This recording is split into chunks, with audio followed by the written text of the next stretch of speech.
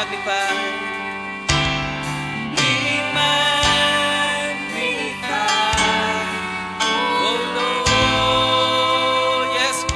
Hallelujah. Ikaw aming dalangin, O Diyos. Ikaw ang maluwalhati sa gabing ito. Sumamin ka sa aming magpupuri. Hallelujah. There is nothing You can do. Oh Lord. Hallelujah. Oh Lord. My eyes are on you. Be magnified.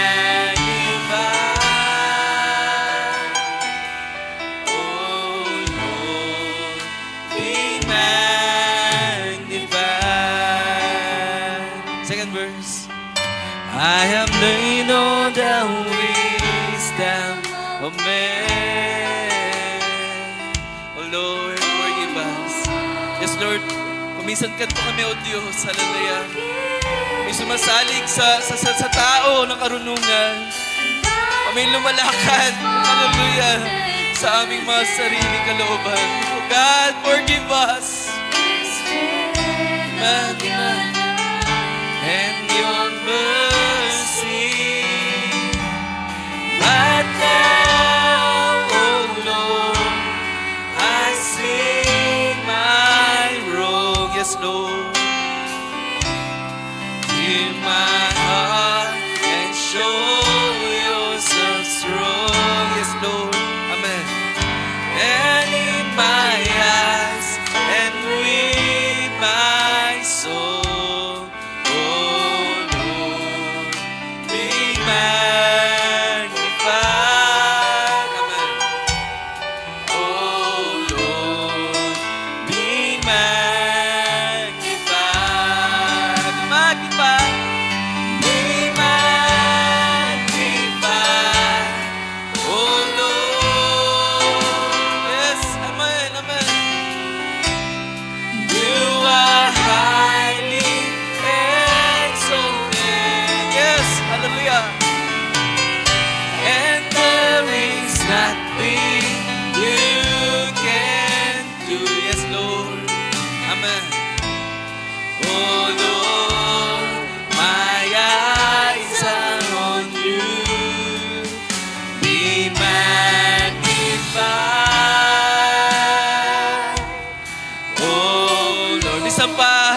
Hallelujah. Sa gabing ito, at inuwalhati, magnify ang pangalan ng Panginoon. Sapagkat siya ay Diyos na mabuti. Siya ang Diyos na nagpapatawad sa ating mga kasalanan. Siya ang Diyos na nagsasayos sa ating mga buhay. Siya ang Diyos na mabiyaya. Hallelujah. And there is nothing you can do. Oh Lord, my eyes are on you. Be magnified. Oh Lord, be magnified. Oh Lord, be magnified.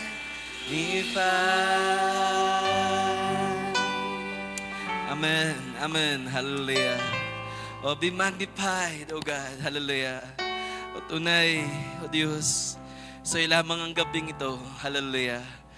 Sa'yo lamang, hallelujah, ang aming mga oras, ang aming panahon, o Diyos, hallelujah, sa gabing ito, sapagkat tunay, ikaw lamang din, o Diyos, ang nagbigay nito sa amin, Panginoon. Oh, kaya naman, oh God, dapat kang purihin. Dapat kang luwalhatiin, oh Diyos. Sa kabila, hallelujah, na anumang mga kalagayan ng bawat isa. Sa kabila na anumang mga pinagdadaanan ng bawat isa, oh Lord, you deserve to be praised and honor, oh God, sa gabing ito. Ibin ang kaaway man ay pilit na manggulo, hallelujah. Ibin ang kaaway man ay pilit na maghadang sa iyong mga plano at gawa, oh Diyos, sa gabing ito, Lord. We will declare, hallelujah, that you are good and worthy to be praised. Hallelujah. Oh, hallelujah. Purihin ka sa gabing to, Diyos. Minsan pa, aming Diyos na banal, aming Diyos na mabuti. Minsan pa karapat-dapat ka lamang papurihan sa ulian ng pagsamba, O God, sa gabing ito. Sapagkat tunay, Ikaw ay mabuti. Ikaw ay Diyos na mabiyaya sa amin. Kailan may hindi ka nagkulang, O Diyos, sa aming mga paghibik, sa aming mga pangailangan, sa aming mga pagluha, O Diyos. May Diyos na nakakarinig, hallelujah. May Diyos na gumagawa sa aming maraming mga kahilingan. May Diyos na kumakatagpo sa aming mga pangailangan. May Diyos na siyang lagi nag-iingat sa amin sa bawat mga panganib at gawa ng kaaway, O Lord. Salamat, hallelujah, sapagkat tunay, kung wala ka sa amin, kami, O Diyos, ay, hallelujah, wala sa mga sandaling ito. Kung ikaw ay wala sa amin, ang iyong biyaya, hallelujah, ay wala sa amin. Tunay, hindi namin magagawang umawit ng papuri, hallelujah, sa aming mga puso, O Diyos. Sa mga oras ng mga kalumbayan, sa oras ng mga kadalamhatian, mga sakit at karamdaman, Lord, hindi namin magagawa magpuri sa iyong pangalan kung hindi ikaw ang Diyos na nagpakilala sa amin, hallelujah.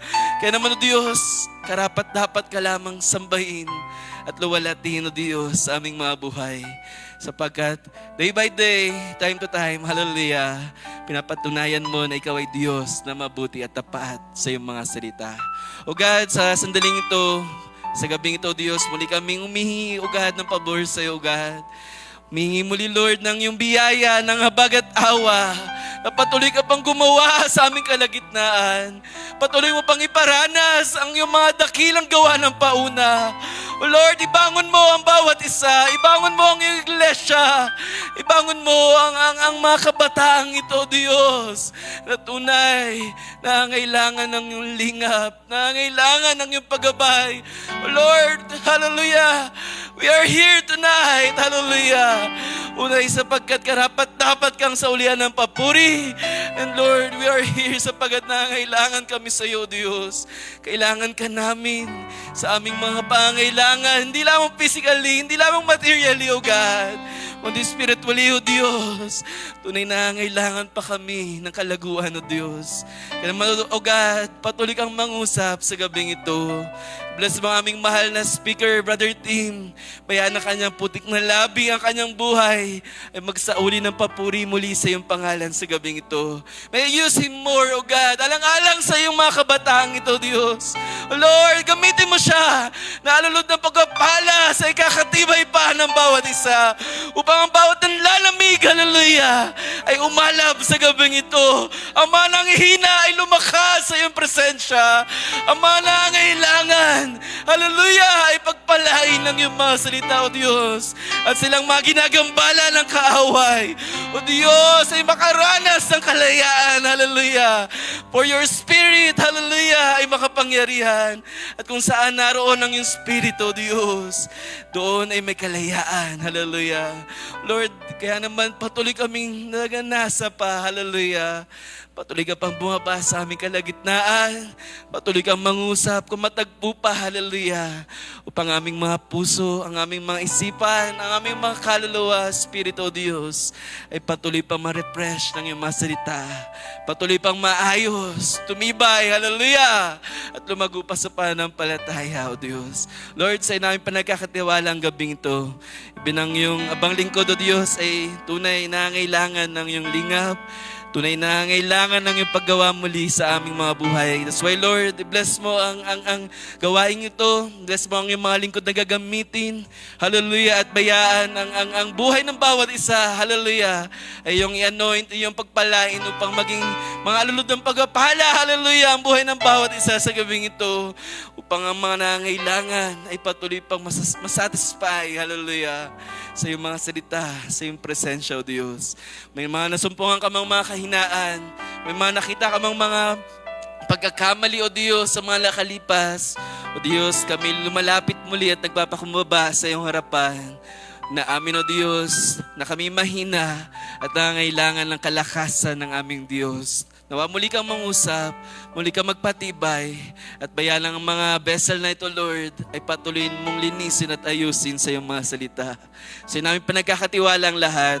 O Lord, umani ka ng papuri, hallelujah, sa gabing ito, sa iyong mga lingkod. Sa iyo lamang aming awit, sa iyo lamang aming mga panalangin, sa iyo ang pagpuri at pagsamba, hallelujah, sa tanging pangalan lamang ng aming Panginoong Kristo Jesus. Amen and amen, amen. Praise the Lord. Ating palakpakan natin, Panginoon. Hallelujah. Praise God. Tayo ba'y handa na magpuri sa Panginoon sa gabing ito, mga kabataan? Amen, amen. Awitin natin ang awit na nagsabing Standing on the Promises. Salamat sapagkat kagaya ng Wednesday night, ang paalala ng Diyos, tapat, hallelujah, ang author ng ating pananampalataya, hallelujah. At siya magkukomplete ng lahat ng bagay, hallelujah. Standing on the promises of Christ my King, through eternal ages let His praises swing. Glory in the highest I will shout and sing, standing on the promises of God. Standing, standing, standing on the promises of God my Savior. Standing, standing, I'm standing on the promises of God, standing on the promises that cannot fail. Hallelujah! Amen! When the howling storms of doubt and fear I say, by the living word of God, I shall prevail. Amen! Hallelujah! Of God, standing, standing, standing on the promises of God, my Savior. Standing, standing, I'm standing on the promises of God. Third verse. Standing on the promises I now can see, perfect present cleansing in the blood for me, standing in the liberty where Christ makes free. Hallelujah! Amen! Last verse. Standing on the promises I cannot fall, listening every moment to the Spirit's call, resting in the Savior of my heart. Hallelujah! Amen! Standing on the promises of God. Standing, standing, standing on the promises of God, my Savior. Standing, standing, I'm standing on the promises of God. Standing, hallelujah! Standing, standing, standing on the promises of God, my Savior. Standing, standing, I'm standing on, leaning on the promise. Hallelujah. Leaning, leaning, safe and secure from all alarms. Hallelujah. Oh, praise God, praise God. Amen. Leaning on the everlasting arms. What a fellowship, what a fellowship, what a joy divine. Leaning on the everlasting arms. What a blessedness, what a peace is mine. Leaning. Second verse. Oh, how sweet to walk in this pilgrim way. Oh, how sweet to walk in this pilgrim way, leaning on the everlasting arms. Oh, how bright the path grows from day to day. Last verse.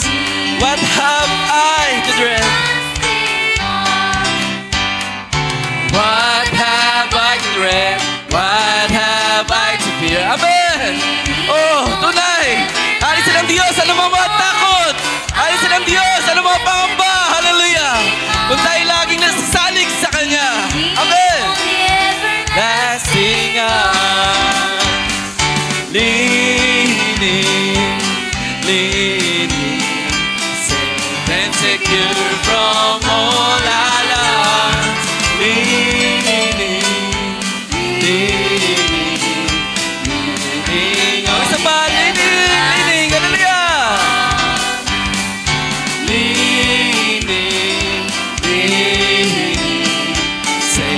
and secure from all our loss. Leaning on the everlasting arms. Amen, amen, amen. Oh, hallelujah. Gaano kasarap isipin, hallelujah, na lagi tayong may Diyos na malapitan. May Diyos na lagi nating masasandigan, hallelujah, masasandalan. Sa oras na tila wala na tayong lakas, sa oras na tila wala na tayong malapitan, salamat sapagkat ang ating Panginoon ay laging nariyan. He's our very best friend na lagi nating maaasahan at all times. Salamat sa ating Diyos. Hallelujah. At sa sandaling ito, tayo dadako na sa pinakamahalagang parte ng ating gawain, pakikinig ng salita ng ating Diyos. At kung may mga prayer request tayo, mga kabataan, huwag naman tayong masanay na hindi tayo nagbibigay ng mga prayer request sa ating Panginoon. Hallelujah.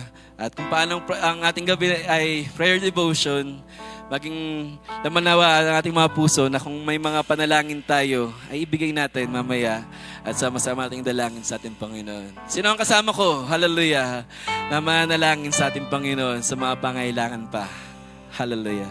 Awitin natin ang awit na nagsabing, Speak my Lord, sa verse. Hallelujah. At sa chorus ay aking bibigay sa ating mahal na speaker.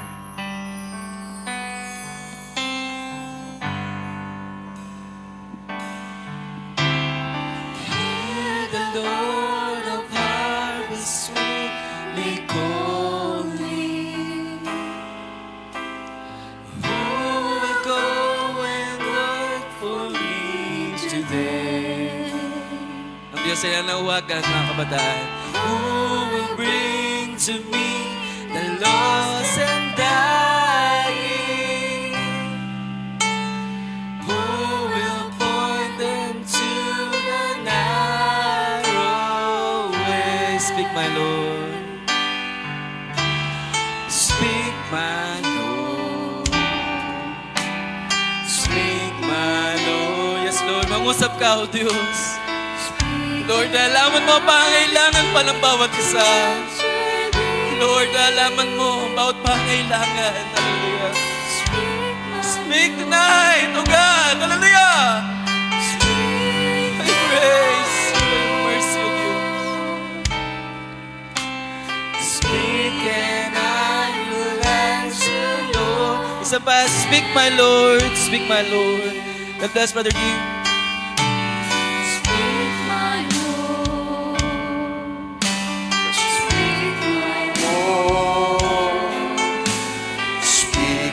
I'll be quick to answer thee. Speak, my Lord. Speak, my Lord. Speak, my Lord. Yes, Lord. Speak and I will answer, Lord. For the last time, let us sing. Lord, speak unto us this evening. Speak, my Lord. Yes, oh God. Speak, my Lord. Speak and I'll be quick to answer thee. Yes, Lord Jesus. Speak, my Lord. Speak, my Lord. Amen. Amen. Speak and I will answer, Lord. Send me. Yes, Lord Jesus. So be it, Lord God, in your name. So be it, Lord, in your word. Na kami ay sugo mo sa iyo, O Diyos. At bayaan, Lord, as we come to your presence sa iyong pangusap, that whom will I send and who will go for us. Bayaan, Lord, na kami sumagot. Lord, speak unto us, and we will answer, Lord. Send us. Send us. Hallelujah. Isugo mo kami, O Diyos. Gamitin mo kami sa iyong nais, sa iyong plano, sa iyong kalooban. Let us bow our heads in prayer, mga kapatid. Dahil namin, Diyos, sa mga sandaling ito, kami ay nagtitiwala lamang sa iyo. Ikaw ang Diyos na siyang source ng lahat ng bagay.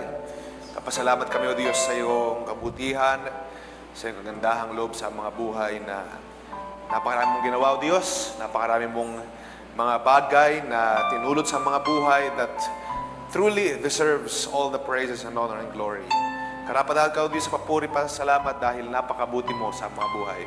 Marami kang ginawa, O Diyos, at ang gabing ito ay huwag masayang, kundi nawa, O Diyos, gamitin namin pagkakataon upang ibalik lamang sa iyo ang papuri para salamat sa pagluwalhati. Lord, as we have said, this night is for you. Mangusap ka, O Diyos, kumilos ka, gumawa ka sa mga kabataang ito. Father God, I know that there are some among here na nag-anticipate ng iyong paggawa at pagkilos. Father God, I pray na abutin mo sila sa kanilang mga pangailangan. Gumawa ka, O Diyos, sa kanilang mga desire, sa kanilang mga expectations, sa mga kabataan dito nag-desire, O Diyos, na kumilos ka, gumawa ka sa kanilang mga buhay. I pray, Lord, na huwag masayang gabing ito.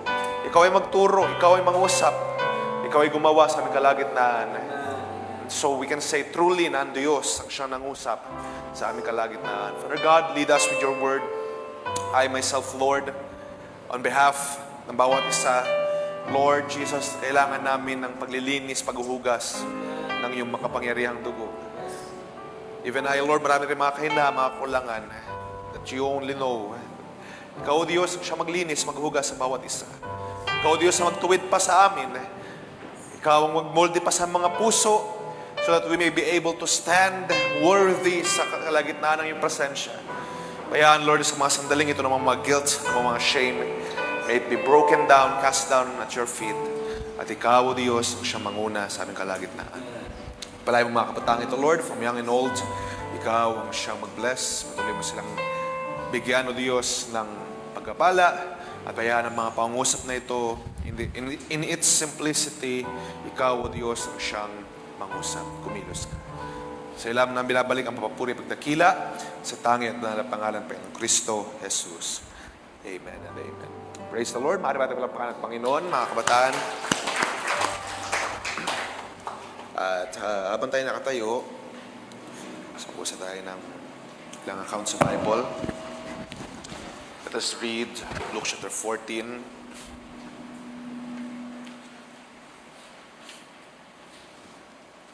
Luke chapter 14, verse 7 to 11. I want us to read a parable here.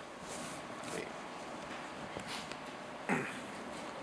Sabi dito sa chapter 14 ng Luke, verse 7, Now he told the parable to those who were invited when he noticed how they chose the places of honor, saying to them, When you are invited by someone to a wedding feast, do not sit down in a place of honor, lest someone more distinguished than you be invited by him. And he who invited you both will come and say to you, Give your place to this person. And then you will begin with shame to take the lowest place. But when you are invited, go and sit in the lowest place, so that when your host comes, he may say to you, Friend, move up higher. Then you will be honored in the presence of all who sit at table with you. For everyone who exalts himself will be humbled, and he who humbles himself will be exalted. Can you say amen to the words of God? Kapataan? Can you say amen sa salita ng Diyos? Amen. Sige, makapo na kayo. Praise the Lord. At salamat sa biyaya ng ating Panginoon, sa kanyang mga pangusap sa gabing ito. So, salamat sa Diyos na patuloy ka palakas sa atin. Ito yung bless sa atin sa bawat araw. At katulad ng sinasabi ko sa inyo time and time again, nararapat, papurihan ng Diyos, bigyan siya ng papuri, pasalamat. So, any reason na perhaps makakahadlang sa atin sa pagbibigay papuri sa Diyos ay ilapag natin sa paanan natin, Panginoon. Para tayo sa mga sandaling ito, as we go on sa mga salita natin, Panginoon, tayo magkaroon ng isang puso na gagalak at nagpupuri sa kanyang pangalan. So, salamat sa bayan Diyos. Medyo masama yung aking karamdam. Pabandang hapon na. Pero, actually, maraming mga paghahadlang. Muntik pa akong, or late na ako ng arating. So, apologies kung medyo late na nagsimula. However, di ko naman in-expect na late na matapos. So bibigyan na natin ng ample time ang salita natin, Panginoon, sa gabing ito. At bayaan na sa gabing ito ay in whatever circumstance na meron tayo, bigyan natin ng Diyos ng papuri, ng pasalamat, pagluwalhati. At ang gabing ito, bigyan natin ng panahon na mag-isat yung ating mga isipan sa isang kaisipan na, yung isang atmosphere na puro pagpupuri lang sa Diyos. Huwag tayong masyadong maaligaga sa mga bagay sa libutan. I know marami pa kayong mga projects, mga kinakailangan tapusin, kinakailangan gawin. Even I, may mga kinakailangan tapusin pag-uwi, kinakailangan gawin pa. Pero let's set our eyes on Jesus sa mga sandali ito. Bigyan natin ng panahon na tayo ay mag-aral, mangusap ng salita ng Diyos. Ngayon, isipin muna natin ang salita natin, Panginoon. Okay? At mag-focus tayo sa pagbabasa, mag-focus tayo sa pakikinig ng salita ng Diyos. Let's focus on our spiritual growth.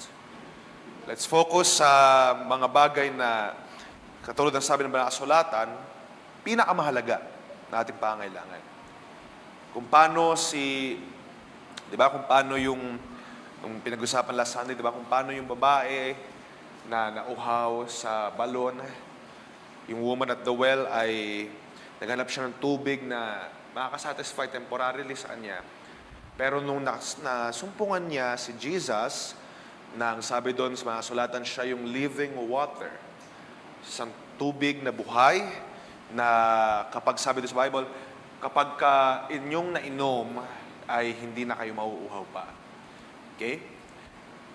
Ang ibig sabihin noon, mga kabataan, ay kapag tayo ay uminom or ating pinartake or hirayaan natin ang ating Panginoong Kristo Jesus ang siyang manguna sa ating mga buhay, yung kauhawan natin or yung ating mga spiritual ay masasatisfy.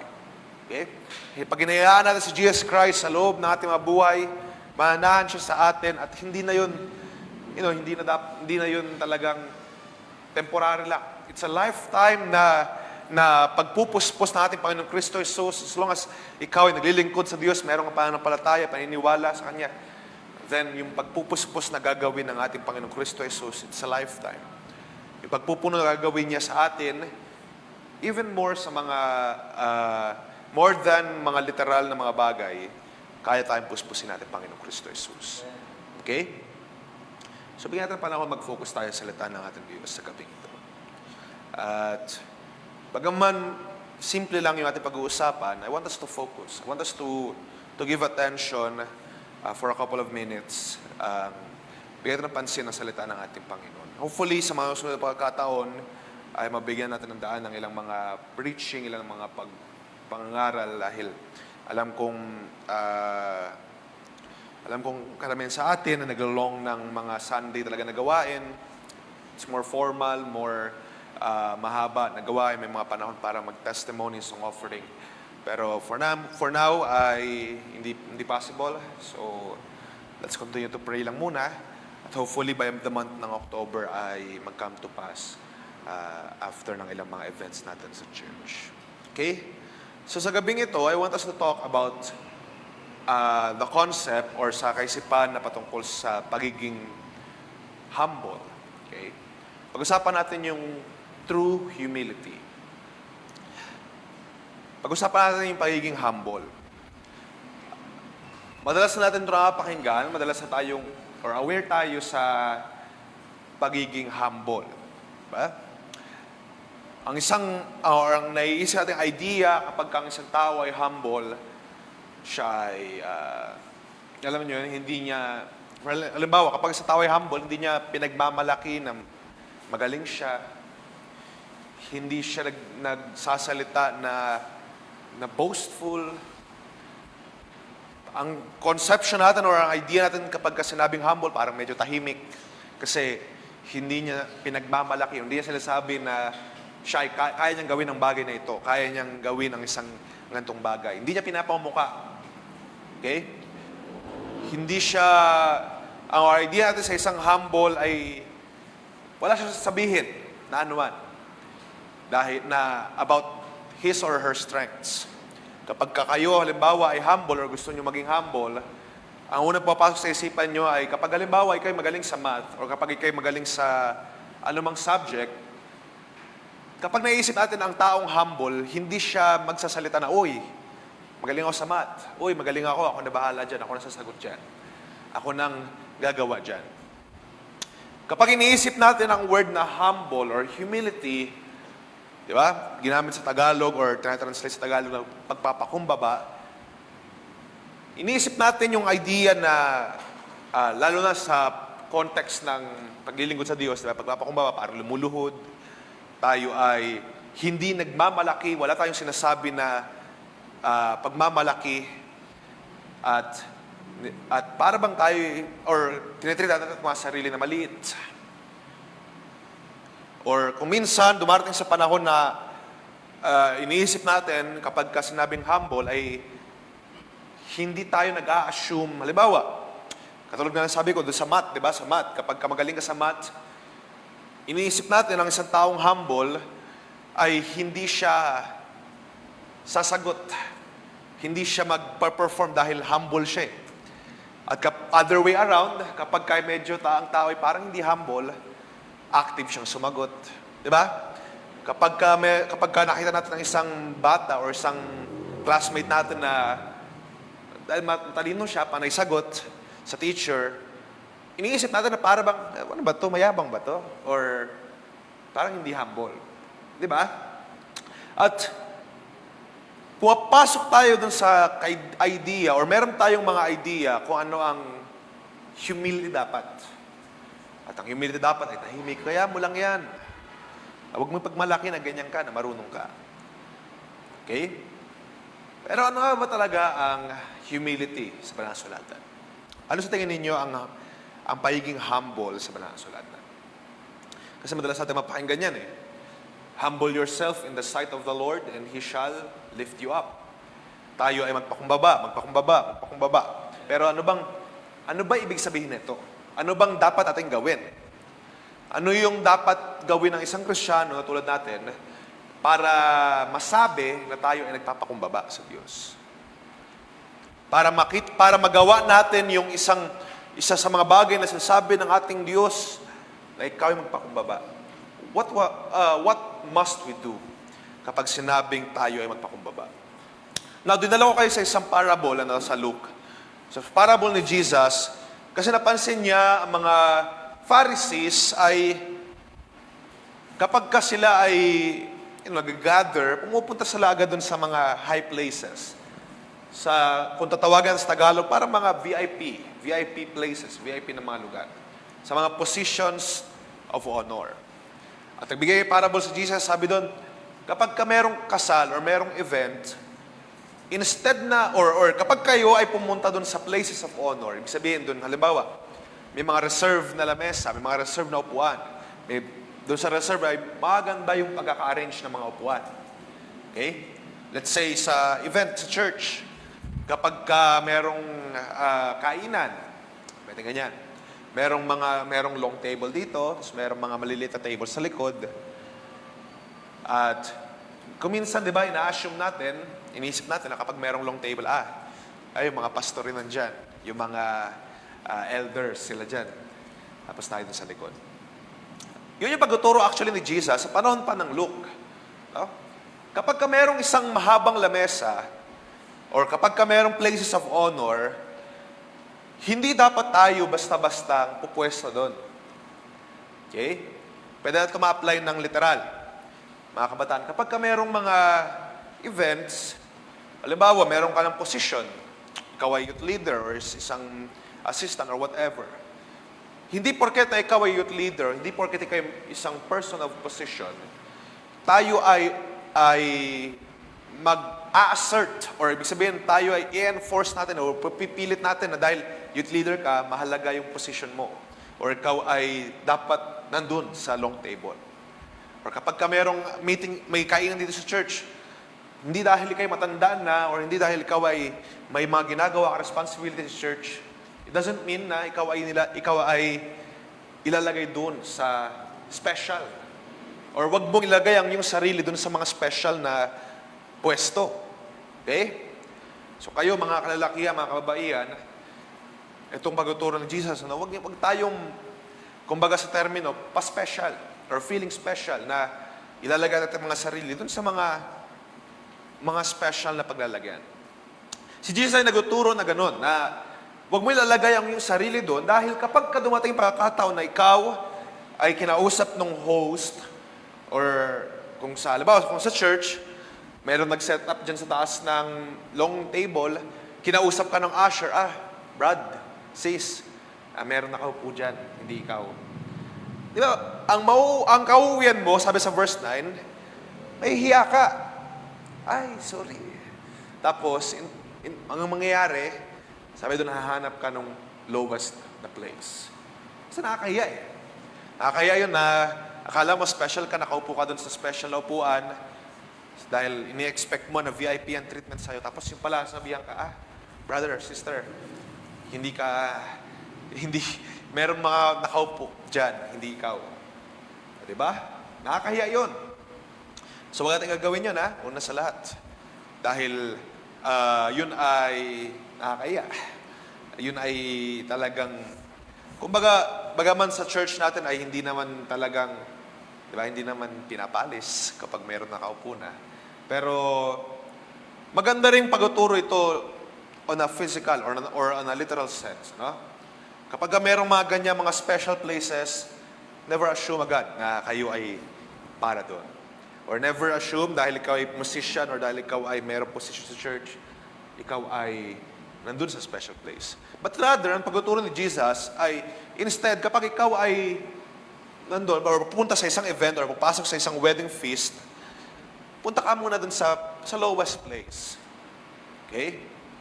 Halimbawa, may pila. Dahil may kainan sa church. Yun yung common sa atin eh. May pila.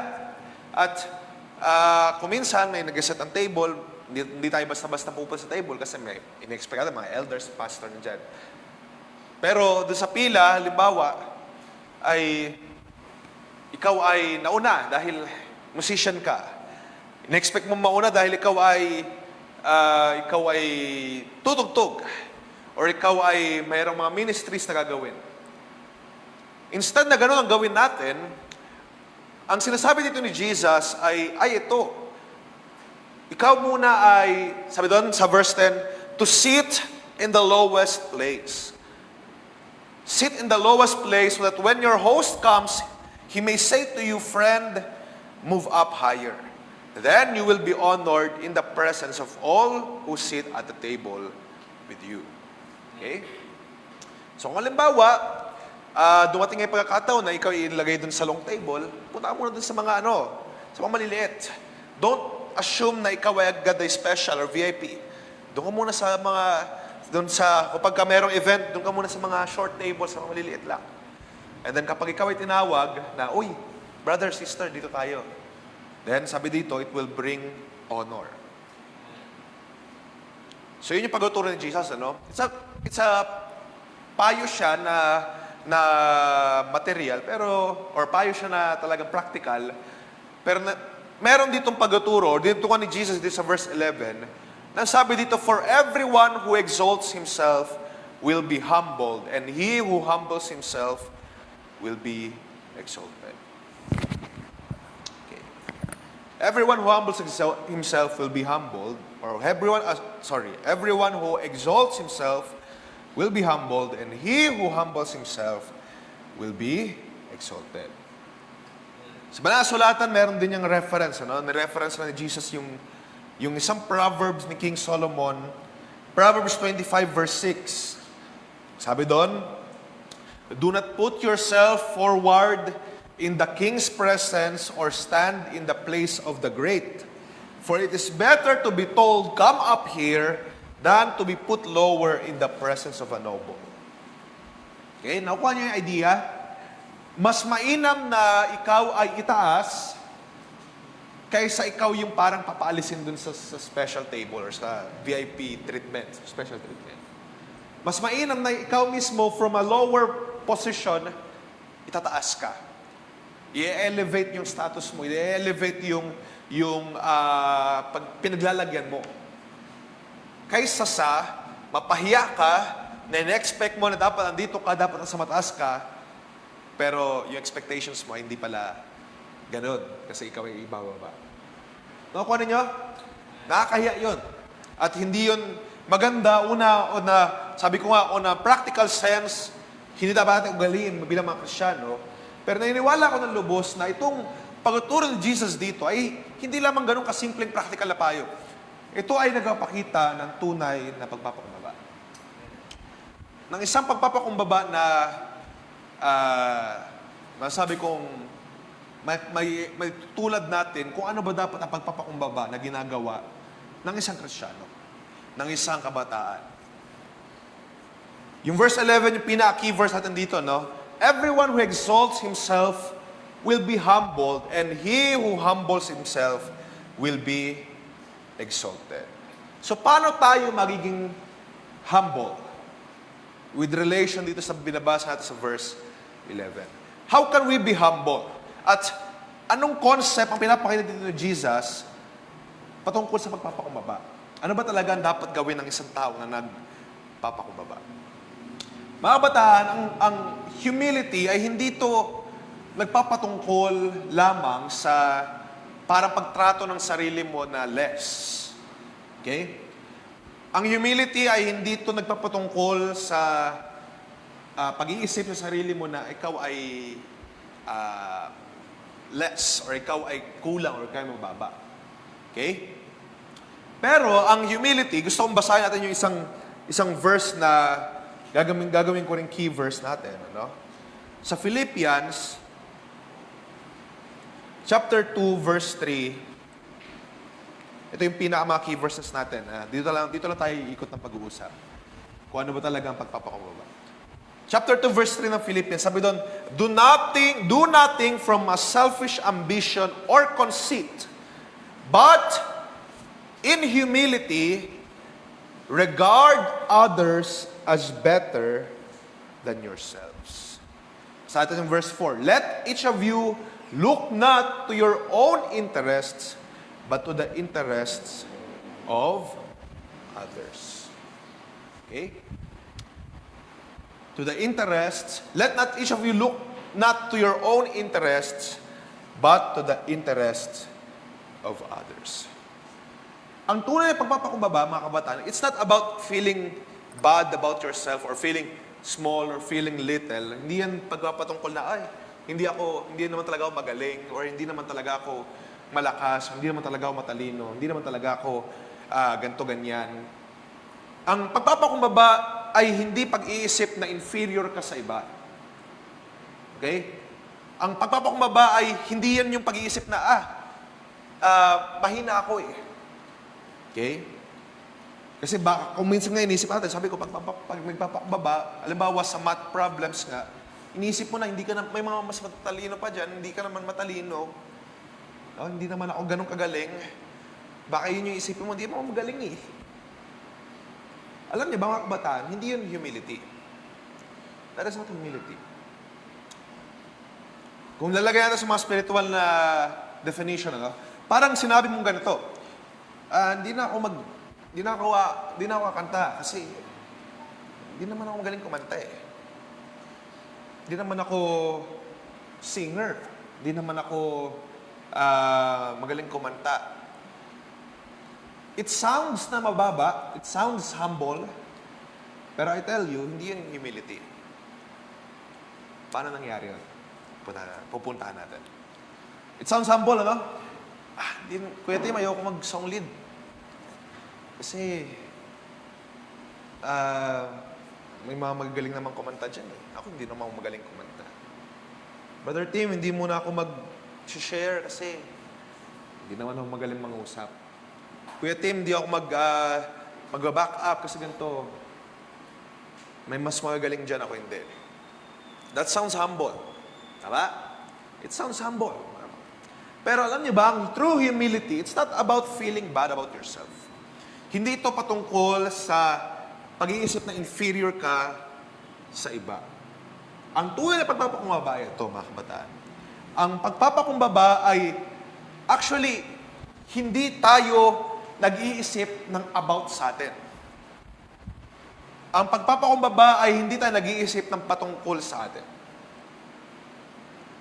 Ang kabaliktaran ng pagpapakumbaba, di ba, or ng humility ay pride. At ang pride, siya ay nagbibigay ng too much importance sa kanyang sarili. At ang kabaliktaran nun, or yung humility, ay hindi yung pagbigay ng less importance sa sarili, but rather, alisin. Okay? Tanggalin. Hindi yung parang ititreat mo yung sarili mo na mababa ka, or ikaw ay ganito, ikaw ay payak, or ikaw ay alipin. But rather, hindi mo naiisipin yung sarili mo. Nakuha ninyo? Kasi kapag ikaw ay nag-iisip na, may mga mas magaling pa sa akin, you're thinking about yourself. Kapag nag-iisip ka na, meron namang mas magagaling tumugtog, o may mas magagaling kumanta. Kahit na gano'n ang sinasabi mo, pero you're thinking about yourself. Ang tunay na humility does not think about himself or herself. Ang humility, ang ginagawa nun, actually, it frees you from thinking sa mga skills, sa mga levels, sa mga, ikaw ay pinapalaya dun sa ganong thinking na bibigyan mo yung sarili mo ng low self-opinion. Actually, ang humility, you view yourself truthfully. Okay? Hindi mo binibigyan ng sobrang importance, hindi mo binibigyan ng less importance. Ang tunay na pagpapakumbaba, you view yourself truthfully.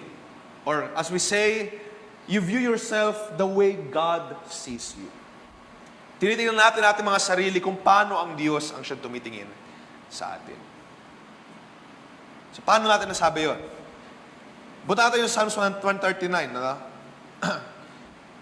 Sa pamamaraan, tayo ay binyo ng ating Panginoon. Kilala tayo ng ating Panginoon. Sa verse 1, Lord, you have searched me and known me.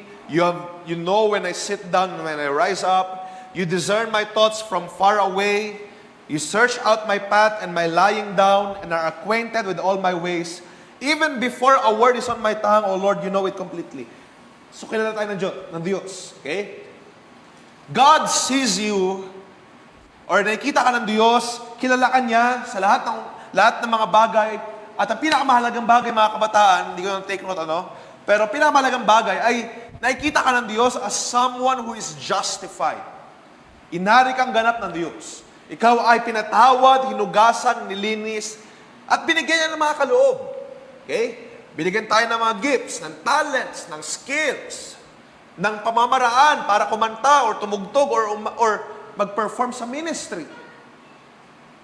At ito, ang nais ng Diyos ay dapat natin gamitin. Now, ang pagpapakumbaba ay hindi yung pagpapas or pagbibigay ng sarili mo na dahil may mga mas magaling pa, may mga mas matataas na gifts. No? It's like saying na hindi ako mangaral kasi mas mataas yung gift nila pastor, nila elders, or nila kuya, nila ate. That is not it. Ang pagpapakumbaba ay pagtingin mo sa iyong sarili the way God sees you. Viewing yourself truthfully. Ang isang tunay na humble na tao ay mayroon siyang realistic na view kung sino siya. Hindi niya binibigyan ng more importance sa kanyang sarili. Hindi niya binibigyan ng less importance sa kanyang sarili. Okay? What do I mean by that? Makikita natin mamaya, medyo dinadandahan ko lang. Pero gusto kong puntahan natin ang isang talata pa balik tayo sa Philippians, chapter 2, verse 3. Tandaan niyo muna natin, yung isang humble person, or isang tunay na humble, iniaalis natin yung ating mga sarili. Hindi natin binibigyan ng kaisipan, or hindi natin iniisip yung ating sarili. If we are less, lalo na kung iniisip natin na we are more, but we view ourselves on a realistic way. Sa tunay na pamamaraan. According sa mga sulatan, according kung paano ang Diyos ay tumitingin sa atin. Okay? Hindi natin tinitingnan natin mga sarili larger than we are or smaller than we are. But ang humility, you think of yourself as who you are by God's grace. Okay?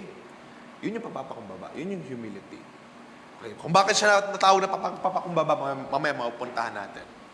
Pero ang humility, it's not saying to yourself na mababa or weak or ikaw ay talunan or ikaw ay inferior sa kanino man.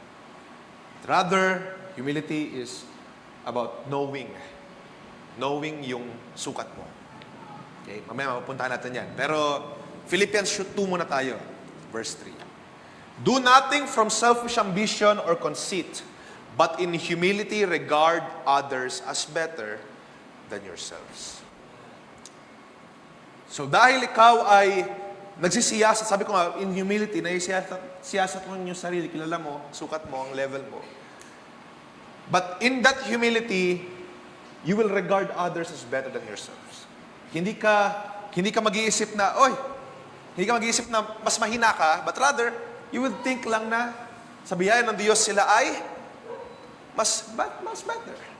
You would not think about yourself na, you're weak. Yung sukat ko mas mahina sa Kanya. But rather, just think na sila ay pinagkalooban ng Diyos na mga better na mga bagay. That's it. Regard others as better than yourselves. Sabi sa verse 4, ito yung magbibigay ng meaning. Let each of you look not to your own interests, but to the interests of others. Ang pagpapakumbaba ay hindi nag-iisip sa kanyang mga interests. Ang humility, ang isang tao na humble, kapag sinasabing regard others as better, hindi mo kinukumpara yun sa sarili mo. Iniisip mo lang na sa biyaya ng Diyos, siya ay pinagkalooban din ng mga pare-parehas sa tagapala.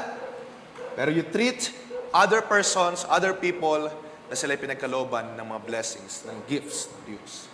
They are better. In a sense na hindi mo kinukumpara sa sarili mo, but because ang Diyos natin ang nagpapala sa lahat. You understand? Huwag mo kukumpara sa sarili mo. Huwag mo i-check na sarili mo, mas magaling siya. Kasi ako, mahina ako, mas magaling siya. Mahina ako, mas matalino siya. Mahina ako, mas gifted siya. Ang pagpapakumbaba, hindi ganun. Pagpapakumbaba ay, or ang humility, in this sense, sa verse 3, is about thinking na ang Diyos, ang lahat ay pinagpala ng Diyos. So, in a sense, I could say, you are better than me. You are better off dahil ikaw ay pinagpala ng Diyos. You are better dahil ikaw ay binless ng Diyos. Hindi dahil mas magaling ka sa anumang mga skills na wala ako. But you are better by the grace of God because He has blessed you. Hindi tayo magkukumparahan sa isa't isa. Okay? Sabi doon, we would not think of our own interests. Hindi natin iisipin yung ating mga sariling kapakanan or yung ating mga sariling mga capacity or yung ating mga sariling gusto. But to the interests of others. Kung babalik tayo sa parable kanina, yung isang tao na, sabihin natin yung kabalikan ng humility, na ma-pride, or yung nagbibigay ng importance sa kanyang sarili, kaya siya pumwesto doon, it's because he thinks na, or he or she thinks na, siya ay VIP, siya ay special. No? Inisip niya na siya ay mahalaga. Pwede natin sabihin na, totoo, may position siya. Sabi natin gano'n, meron siyang, di ba, example ko nga kanina, iniisip mo, musician ka. Iniisip mo, ikaw tumutulong sa church, may position ka. Anong kulang sa kanya? Hindi niya naisip, yung katulad dito sa verse 3, he did not regard others as better than himself. Okay? Hindi niya na-regard ang iba na mas mahalaga or mas importante kaysa kanya. Sabi sa verse 4, ang mga ma-pride ay tumitingin sa kanyang mga sariling interests.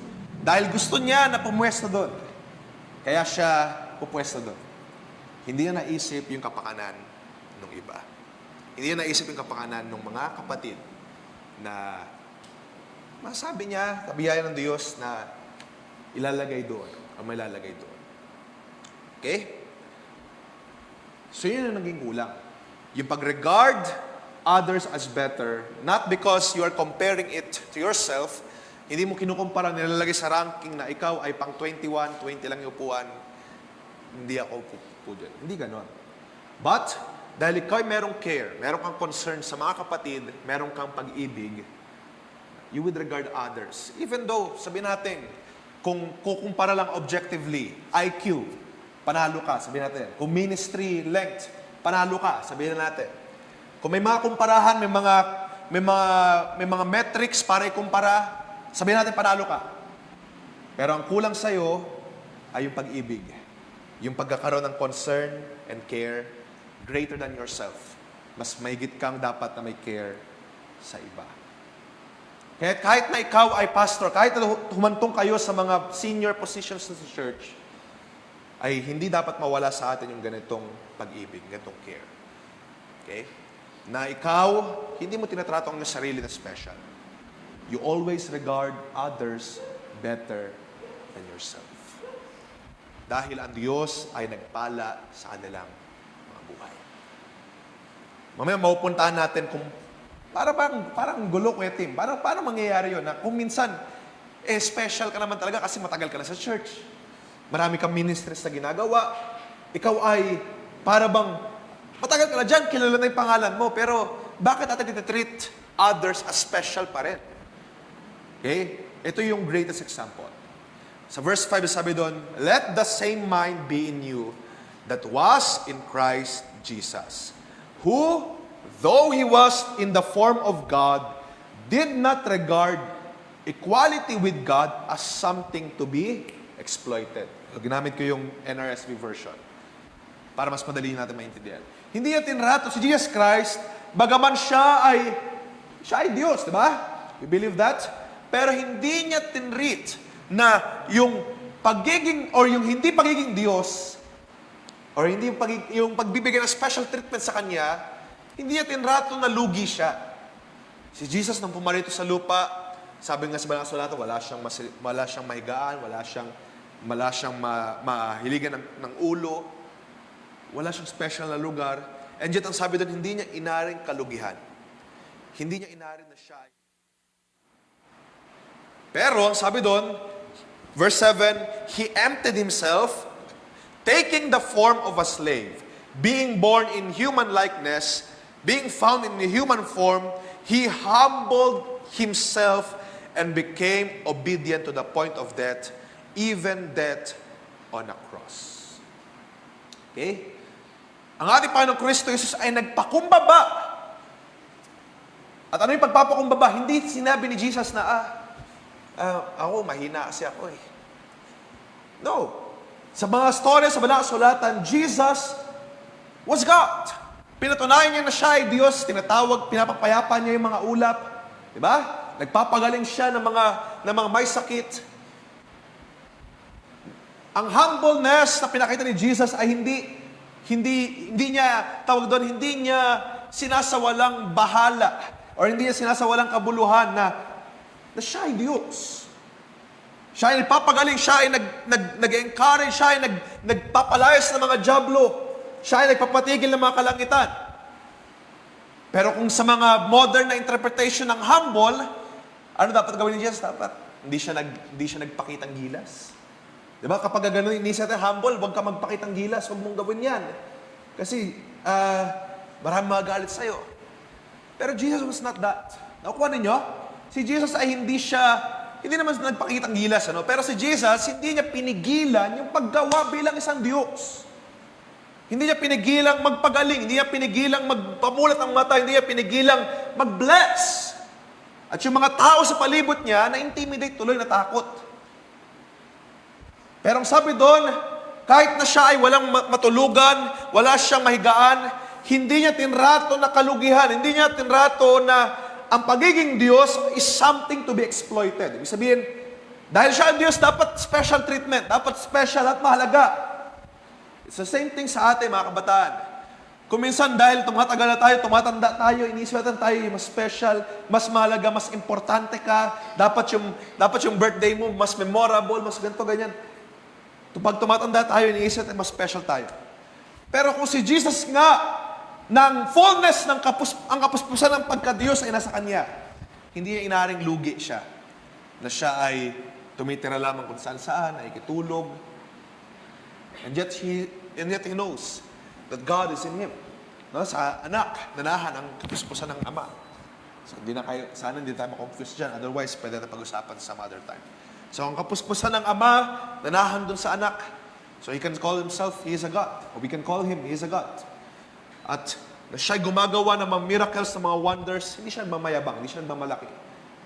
But he does his part. Because he is a humble servant. Hindi solusyon, kung babalik natin sa math example ulit, para mas maintindihan natin.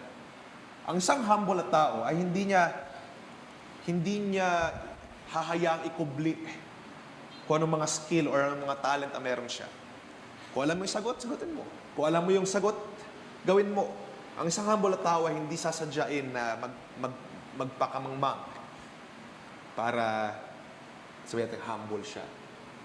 Ang isang humble na tao, kung siya'y matalino, kung siya may alam, ang isang humble na tao ay gagawin lang niya normally or magbe-base lang siya kung ano pagkakilala niya sa sarili niya, magaling ka sa math, alam mo yung math, then gagawin mo lang to as normal.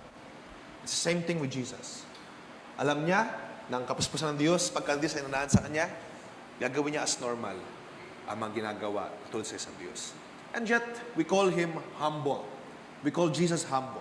It's because He knows who He is. He knows who He is. Alam niya kung sino siya at doon lamang siya gumagawa. Okay? Sa mga kabataan, ang pagiging humble ay hindi to pag-treat ng ating mga sarili na parang inferior or mahina. So being humble pala ay to treat yourself as who you are. Not greater, not smaller, pero tama lang. Pero kaya siya translate sa Tagalog ng pagpapakumbaba. Hindi pagpapakababa sa sarili, hindi titrato yung sarili mo na magbaba. Kundi pagpapakumbaba. Kasi, kung titignan natin ng Diyos, of course, ang Diyos ay makapangyarihan sa lahat. Sa harapan ng ating Panginoon, wala tayong may kukumpara. So, sa harapan ng ating Diyos, yung pagiging humble natin, if we know ourselves, sabi nga sa binasa kanina, diba? Alam ng Diyos ang lahat. Lahat ng mga bagay patungkol sa atin, kilala niya tayo. So, mga kabataan, kung ikaw ay matured enough to know yourself, kumpara sa Diyos, ikaw ay maliit. Ikaw ay aba. Ikaw ay abo. Ikaw ay sinasabi ng mga awit, sinasabi ng even ng mga sulatan, ikaw ay tila ba walang kabuluhan sa harapan ng Diyos. At kapag kakilala mo ang sarili mo, matututo kang maging humble. Tunay na humble. Yung tinatawag natin na pagpapakumbaba. Okay? Ito pa, isa pa example, para maintindihan natin maigi. Paano natin natawag na humble ang isang, halimbawa, isang presidente ng Pilipinas. Meron siyang mga special treatment. No? May mga special na ganito, ganyan. Pero paano natin i-define ng isang tao with position, isang presidente, halimbawa, na humble? Ano sa tingin ninyo? Matawag mo natin sa presidente na humble kapag siya'y tumitira sa mga squatter's house? Matawag mo natin sa presidente na humble kapag siya ay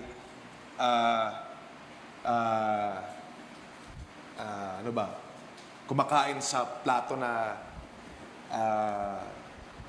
sa mga ulam na payak lang, simple lang. How do we define a humble president or a humble person of position? Hindi ba kapag naiisip nyo na isang humble na medyo mataas sa position, parang inisip nyo, ginagawa lang niya yung kanyang trabaho ng tama. Or ginagawa lang niya yung kanyang position ng tama. Hindi siya nag-iingay, hindi niya tinatrato ang kanyang sarili na mas mahalaga. Hindi niya tinatrato ang sarili niya na mas less. He's doing just right, or she's doing just right. It's the same thing sa pagpapakumbaba natin sa harapan ng Panginoon. It's the same thing with the humility with God. Hindi natin tinatrato ating sarili na mas malaki sa Diyos, dahil kilala natin, tayo talaga ay maliit kumpara sa Diyos. Kaya tayo, sabi sa mga kasulatan, tayo ay luluhod sa Kanyang harapan dahil wala tayong magagawa kumpara sa Diyos. Wala tayong may kukumpara, wala tayong maihaharap kumpara sa Diyos, tayo isang alabok lang. Same thing with Jesus. Siya ay, alam niya na ang kapuspusan ay anahan sa Kanya, and yet, siya ay subject pa rin under sa kalooban ng Kanyang Ama. Don't get confused ulit on that. No? So, it's God's will, it's God's plan. Ito'y kalooban ng Kanyang Ama At ito yung kinakailangan niyang sundin dahil yung Jesus on the flesh, alam niya ang purpose, ang plano ng kanyang buhay na kinakailangan pa ako sa krus. Kaya nga si Jesus, dumating sa panahon ng Gethsemane, nanalangin siya, nag-pray siya, di ba? Lord, lumagpas na ang sarong ito. Napakahirap ng buhay na ito. Pero mangyari ang iyong kalooban. Huwag ang akin.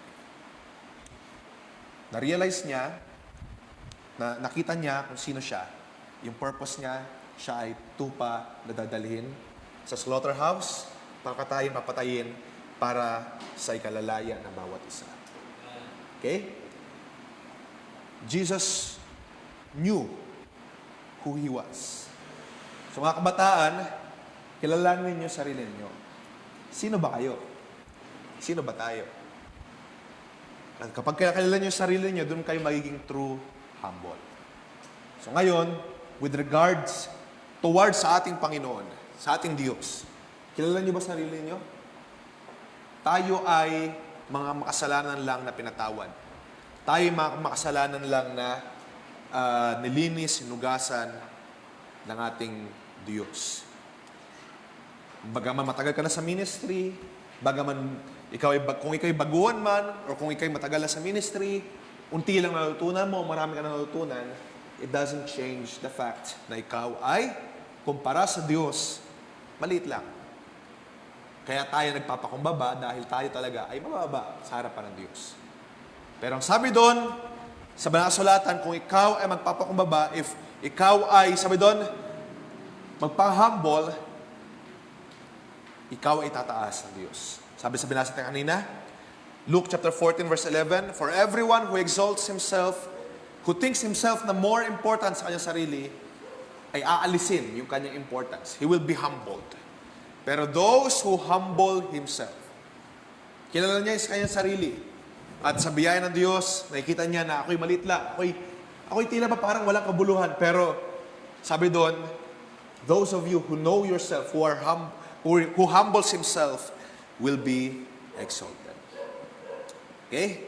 Sa mga kabataan, sa mga darating na panahon, ang pagiging humble ay it does not mean or it does not equal, inisip natin na humble, mahiyain, hindi yun ganon. Okay? Hindi, yung pagiging mahiyain ay hindi yun humility. Act who you are. Kung ikaw ay pinagkalooban ng Diyos ng talent, ng skill, then do it for the glory of God. Ang humility ay, sabi nga doon, hindi nag-iisip ng importance sa kanyang sarili. Whether negative or positive gain para sa kanyang sarili, ang isang tunay na humble person ay hindi mag-iisip ng negative or ng positive sa kanyang sarili. Ang tunay na humble person ay iniisip yung kapakanan ng iba. Kapakanan ng iba. So kung halimbawa, darating kayo sa mga punto na magde-decide kayo kung anong mga bagay na dapat ninyong gawin, ang isang humble na person, tinatrato niya ang iba or ang kanyang mga kapatid, ang kanyang mga kaibigan na mas better. Hindi dahil mas matanda sila, hindi dahil mas may edad na sila. No? Hindi tayo magiging humble lamang sa mga mas bata sa atin or sa mga mas matatanda sa atin, tayo magiging humble sa lahat dahil tinatrato natin sila na mas mahalaga, better, dahil ang Diyos ang nananahan sa atin ng mga buhay. Ang Diyos ang ang gumagawa sa buhay ng bawat isa. Hindi sa pagkukumpara. Okay? Dahil kung sa pagkukumpara lang, baka binigyan natin lahat ng mga positions sa mga mas matagal na sa church or sa mga mas matatanda na. Pero hindi ganyan, di ba? May mga nauhuli, may nauuna. At kung halimbawa sa youth ministry, ibigay natin sa mga mas adult na yung position. Diba? So, hindi tayo, or kapag ka ang humbleness ay kinukumpara natin based sa edad or based sa kung ano mga bagay na meron tayo, taglay tayo, ay that is not true humbleness actually. Or kung iniisip mo na ikaw, sa biyaya ng Diyos ay meron kang halimbawa, mas matalino kayo sa akin. Halimbawa, may gift kayo, mas malaking gift niyo sa akin.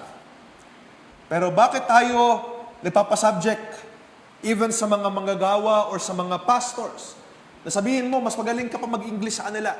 Or sabihin mo, mas magaling ka pa magturo sa kanila. Pero bakit tayo nagpapasubject sa kanila? Bakit tayo nagiging humble? Even dun sa mga ginagamit ng Diyos na, sabi natin, hindi naman nakatungtong sa pag-aaral. Why? It's because, itong sinabi sa Philippians, ito yung ating ginagawa. Hindi tayo gumagawa ng mga bagay out of our own selfish ambition. Binibigay natin, nagpapakumbaba tayo, we regard others as better than ourselves. Irrespective ng anumang mga metric, hindi tayo nagkukumparahan. We regard others as better. So kung ako tatanungin, mas better kayo sa akin. Lahat kayo. And so should we. Kung tayo ay nakita ng sino mga kapatiran, regard them as better than yourselves. Doon umuusbong yung tunay na pag-ibig. Yung tunay na pagpapakumbaba. Yung respeto na hinahanap natin, diba? Yung respeto na dapat ibigay, dito yung nagsisimula eh. We regard others as better. Hindi natin tinatrato ang sino man na mahina, o hindi natin iniisip ang sino man na mas below ng ating level. Hindi ko kayo iniisip na below sa akin. And the other way around, na iniwala ako ng lubos. So, ganun ang tunay na humility na hinahanap ng Diyos. Hindi nagkukumparahan. Hindi tayo magiging humble lang sa mga mas tutanda, tapos sa mga mas bata, wala tayong pakialam. Hindi tayo humble lang, halimbawa sa akin, tapos sa iba ay mayabang ka, sa iba ay ina-assert mo yung pagiging importante mo. Hindi ganun. Okay? Kundi, in humility we regard others as better. Yun yung tunay na pagpapakumbaba. Pero sabi ko nga, kung may humility, kilala mo rin ang sarili mo. Kung may gift ka, gamitin mo yan. Hindi nabibigyan ng importansya. Ang importansya ay mauuwi sa Diyos. Ang glory ay dapat mauwi sa Diyos. Sa lahat ng bagay, whether ikaw ay talented or not, gawin mo lang. Hindi mo iisipin na ikaw, sabi ko nga, hindi tayo dapat nagkukumpara. Huwag mo kumpara ang sarili mo kung nahihiya kang umawit dahil pangit boses mo, maganda yung kanya. Don't be. Huwag mo kumpara ang sarili mo sa kanya. Ang pinakamahalagang bagay, dapat mauwi sa Diyos ang kaluwalhatian. That is a true sign of humility. You know your role, you know your part, you know na pinagkalooban ka ng Diyos ng boses, ng tinig. So aawit ka sa Diyos, magbibigay ka pa sa salamat, hindi ka nagkukumpara. Nakuha ninyo? So, ang tunay na example ng humility is Jesus. Magtatapos na ako. He did not exploited na siya ay Diyos, hindi niya inassert yung kanyang importansya. Pero instead, ginawa tayong mas importante. He treated others as more important. Hindi siya nagpakita ng self-importance. No? Mahalaga ako, dapat tinatrato niyo ako na royalty, tinatrato niyo ako na hari. But rather, nabasa sa banal na sulatan, siya ay naghugas pa ng paa ng kanyang mga disciples. Tinrato niya na iba na mas mahalaga. Wala siyang, kasi kung kukumparahan lang, wala may kukumpara sa Diyos di ba? Hindi natin may kukumpara ang ating mga sarili sa Diyos. So, sa kahit anong paraan, si Jesus, kung ikukumpara sa kanyang mga apostles, mas dakila talaga si Jesus. Pero bakit siya naghugas ng paa ng kanyang mga apostol? Ang pinakita niya ang true humility. God dwells in Him. Pero sabi niya doon, even yung master, even ang inyong master, ang inyong Panginoon, kung ako nga naghuhugas sa inyong paa, how much more tayo din? Ibig sabihin, kung ang Diyos sa pamamagitan ng ating Panginoong Kristo Jesus ay nagpakumbaba, paano naman tayo makababa? Okay? So tinuturo sa atin ng ating Diyos ang pagpapakumbaba. Ang tunay na pagpapakumbaba, it does not result na ikaw ay magmukhang maliit. It results on making someone big or important. Hindi ito nagpapatungkol sa iyo. Ang pagpapakumbaba hindi nagpapatungkol sa iyo. Ang pagpapakumbaba ay nagpapatungkol doon sa someone or sa other person. Gagawin mo siyang mas mahalaga, mas importante. Kaya nga sabi ni John, di ba, nung paparating na si Jesus Christ, ang sabi niya, He must increase and I must decrease. Ang ating Panginoong Kristo Jesus, He must increase. And John, I must decrease. Ang resulta noon, mga kabataan, kinakailangan yung other person, siya yung mas maging mahalaga, mas maging importante. At ang sinabi nito na I must decrease, ibig sabihin nun, kinakailangan mawala siya sa eksena. Kinakailangan hindi siya mabilang o may kumpara dahil yung Panginoong Kristo Jesus na paparating, He is truly the great God. Wala may kukumpara sa Kanya. Hindi ito ang tunay pagpapakumbaba ay hindi lamang nagre-resulta ng ikaw ay maliit, ikaw ay ganito, ikaw ay simple lang, payak. Kundi ang true humility, it results for that other person na siya ay maging malaki. So kapag tayo nagpapakumbaba sa ating Panginoong Kristo Jesus, mga kabataan, sa aking pagkatapos, ito yung aking iwan. Kung tayo nagpapakumbaba sa Diyos, para malaman na tayo nagpapakumbaba sa Diyos, siya ay nagiging malaki sa ating buhay. Kapag tayo nagpapakumbaba sa Diyos, yun ang iniisip na, hina-hina ko kasi, ang dami ko kasi pagkukulang. Hindi talaga, talaga ang Diyos ako, marami akong kahinaan. Hindi na ganun yung ating iniisip. But rather, ang iniisip natin, truly our God, siya ay malaki, siya ay dakila, siya ay big, siya ay important sa ating mga buhay. And also, yun yung gagawin natin sa iba. Yun natin iniisip na, kay pastor, ako mahina talaga ako, marami akong kulangan, marami akong kahinaan. Gift ko hindi sapat. Hindi ganon.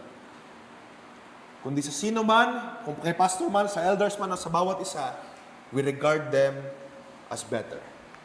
We regard them as better than ourselves. Hindi tayo tumitingin sa ating mga sariling interests, but we look to the interests of others. So yun yung aking iwan sa inyo mga kabataan. Humble yourselves before the Lord. James chapter 4 verse 10. Humble yourselves before the Lord and He will exalt you. Tayo magpapakumbaba sa harapan natin, Panginoon. Ang papapakumbaba na gagawin natin ay hindi pagtrato na, weak ako, mahina ako, but rather to give glory to the God na siyang malaki sa ating mga buhay, na siyang dakila sa atin. Give importance to Him. Lahat ng kaluwalhatian ay mauwi sa Kanya, hindi sa atin. At yung pag-uwi ng kaluwalhatian sa atin, yung pag-iisip na, mahina talaga ako, marami akong kulangan, marami akong ganyan. Don't give importance sa iyong sarili. Give importance to the one na siyang malaki, dakila sa iyong buhay. Then, that's what true humility comes. Humble yourselves before the Lord. Give importance to the one who is the most important. And He will exalt you. So, yun yung pagpapakumbaba. Yun yung humility. Pagpapakumbaba siya dahil talagang mababa tayo kumpara sa Diyos. Okay? Hindi siya pagpapakumbaba dahil iniisip mo na mababa ka, iniisip mo na talunan ka, iniisip mo na weak ka. Pero pagpapakumbaba siya sa harapan ng Diyos dahil talagang alam mo na ang Diyos ay malaki, ang Diyos ay dakila. All the glory belongs to Him. Pagpalain tayo natin, Panginoon, at yun yung gusto ko lang ituro, i-remind or ipakita lang sa inyo mga kabataan. Dahil baka na-fall tayo sa ganong kaisipan, lalo na sa mga song offering, sa mga testimony, we think na it's humility kung hindi ka muna aawit dahil may mga mas magaling na kumanta. We sometimes think na it's humility kapag hindi ka magpa-perform sa mga ministry mo dahil may mga mas matataas na sukat sa'yo or may mga mas magaling sa'yo. That is not humility. That is the opposite of humility. Binibigyan mo ng importansya yung sarili mo. Kasi mas magaling siya ako. You preserve yourself Hindi mo hinahayaan na para mapahiya. Hindi mo hinahayaan na para ma-expose ka na mas mababa ka. Alam mo mas magaling siya, so siya na lang. Hindi ganun. But in humility, you know yourself, you know your part, just as Jesus Christ did. Alam niya na kapuspusan ng Diyos na nanahan sa Kanya.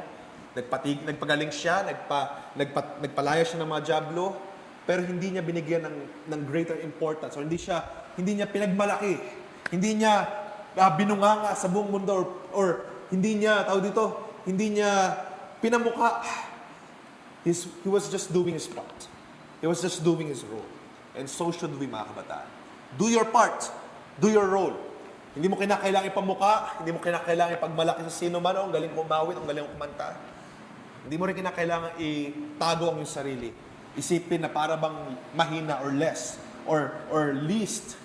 Kaya hindi mo nagagawin yung part mo. Even si Apostle Paul, di nga nasulat, Si Apostle Paul, maraming mga accounts sa Bible na sinasabi niya, he was the least of the apostles. He was the least of all the saints. Sinasabi niya yon, pero hindi siya nagtago o hindi niya pinigil yung kanyang sarili.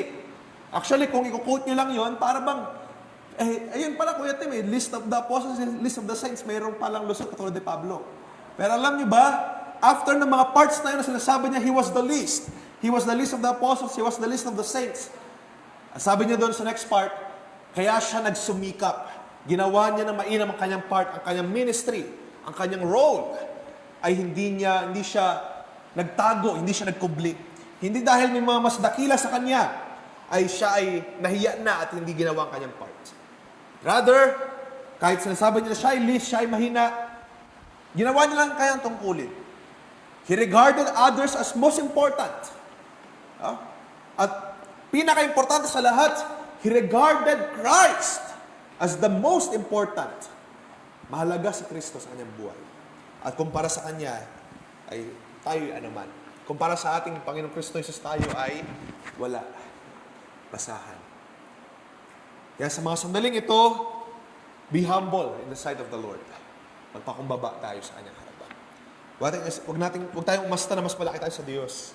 Huwag tayong umasta na mas dakila sa Kanya. We know our part. We know who we are. We are small sa harapan ng Diyos. So do your part. Do your role. Give God the glory that He deserves. Pagpalain tayo ng ating Panginoon sa gabing ito at let us close sa ating sa isang prayer. Babalik ko sa atin sa pagkatapos.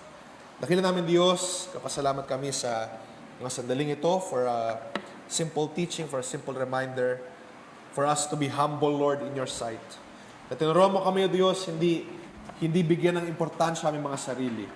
Na it's not about us, it's about you, Lord, it's about who you are.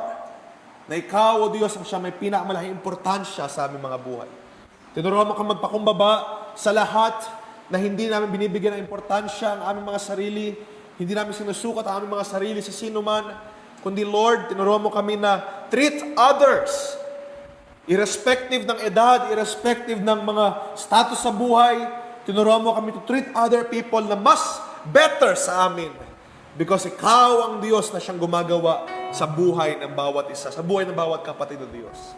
Kaya sa mga sandaling ito, turuan mo kami maging humble.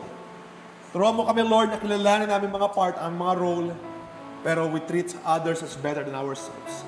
Hindi namin ine-impose o pinagmamalaki, sapagkat lahat ng ito ay gawa mo, Diyos, sa aming mga buhay. Lahat ng mga natamo, lahat ng mga achievements, ikaw, O Diyos, ang may gawa. Kaya, Lord, turuan mo kami na huwag magmalaki sa mga bagay na ito. Bagkus, Lord, bigyan mo kami ng isang puso na humble, na mababa, na kinikilala ang bawat isa na mas better sa amin, sa iyong biyaya. Tulungan mo kami, O Diyos, lalong higit sa lahat, to look to you as someone who is truly great sa aming mga buhay. As we know ourselves, Lord, sa iyong harapan, wala kami may kukumpara, kami ay pinakamahina, kami ay basahan lamang sa iyong harapan. Kaya, O Diyos, turuan mo kami na gawin ang aming mga part, gawin ang aming mga tungkulin as sons and daughters of you, Lord. Gawin namin, kami ay magpakumbaba lamang sa iyong harapan. Gawin ang iyong kalooban, gawin ang iyong plano, at hayaan, O Diyos, na ikaw ang siyang gumawa sa aming mga buhay. Sa mga sandaling ito, Diyos, turuan mo kami maging humble, maging mababa sa iyong harapan, O Diyos. Sapagkat ito ang aming kalagayan. Pero maraming salamat, O Diyos, sabi mo sa iyong salita, sila na mga mababa ay iyong ine-exalt. Sila na mga nagmamataas, sila ay binababa mo. Pero Lord, kami, kilala namin ang mga sarili. We are small. Lord, we are weak. Lord, we are tiny sa iyong harapan. That is why, Lord, iniwala ko ng lubos na ikaw mag-exalt sa bawat isa. Hindi mo hayaan ang kanilang mga buhay ay nanatili sa mababang kalagayan. You lift us up, Lord, sa lahat ng mga sitwasyon ng mga buhay. Ikaw ang nagpapalago, ikaw ang nagpapalakas, nagpapatibay sa mga kabataan ito. Patuloy mo silang binibless sa bawat araw. Maraming salamat, Diyos, ikaw ang nagpapalago. At kasama ng pagpapalago na pinagkakaloob mo, tinuturuan mo rin kami na maging mas mababa pa. Tinuturuan mo kami, O Diyos, na i-regard pa ang bawat isa na mas mahalaga kaysa sa amin. Tinuturuan mo kami, O Diyos, sa aming paglago. Tinuturuan mo kami na mas mahalaga ang aming mga kapatid. Mas mahalaga ka, O Diyos, sa aming mga buhay. Mas mahalaga ang bawat isa. Ito ang nais mo dahil ito ang ginawa ng iyong bugtong na anak, ang Panginoong Kristo Jesus. Na even to the point na cross of Calvary, siya ay naging obedient. Hindi niya inaring kalugihan ng Diyos ay nanahan sa Kanya. Hindi niya inaring kalugihan na siya ang Diyos in the flesh. Pero, He was obedient up until the cross. Siya ay sumunod lamang tumalima sa great plan of our mighty God. Kaya, O Diyos, turuan mo rin kami tumalima sa iyong dakilang plano. Hindi kami mas malaki sa iyo, Diyos. May mga plano ka na mas dakila pa sa mga buhay. Turuan mo lamang kami magtiwala sa iyo, Diyos, magpakumbaba. Turuan mo kami, O Diyos, magtiwala sa iyo. Isang parte na pagiging mababa ay ang pagtitiwala sa iyo. Sapagkat alam namin na hindi namin kontrol ang bukas. Alam namin, O Diyos, na hindi namin hawak ang mga mangyayari sa araw ng kinabukasan. That is why, Lord, we look only to you, the source of everything. Pagpalain mo mga kabataan ito, Lord. Bayaan ang aking mga lapses. Ay ikaw, O Diyos, ang siya magpuno. Ikaw, O Diyos, magturo. Ikaw, O Diyos, ang siya mag-bless sa bawat isa. As we close this service, may your name be glorified, O Lord. In the most precious name of our Lord Jesus Christ, we pray. Amen. Amen. Ating parapahan, Panginoon, na nakalog na sa ating MC. God bless you, Brother Sam.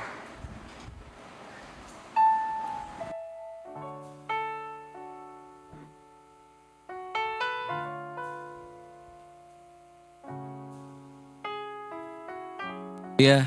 Praise the Lord. Isa pa ating palakpakan natin, Panginoon. Hallelujah. Salamat sa napakainam na mga paalala ng ating Diyos sa gabing ito. Sino ang pinagpaalaan ng ating Panginoon? Amen? Napakasimpleng mga paalala, pero tunay na napakahalaga. Hallelujah. Na bilang mga Krisyano, mga tinawag ng ating Panginoon, hallelujah, ay ito yung mag-manifest sa ating mga buhay. Amen. Hindi yung kataasan, kundi yung mababang puso. Hallelujah. Sa anumang pagkakataon. At napakainam na paalala na ang true humility, hallelujah, ay yung nagpapakumbaba ka, hindi nagpapatungkol sa'yo, kundi sa kapakanan ng iba. Amen.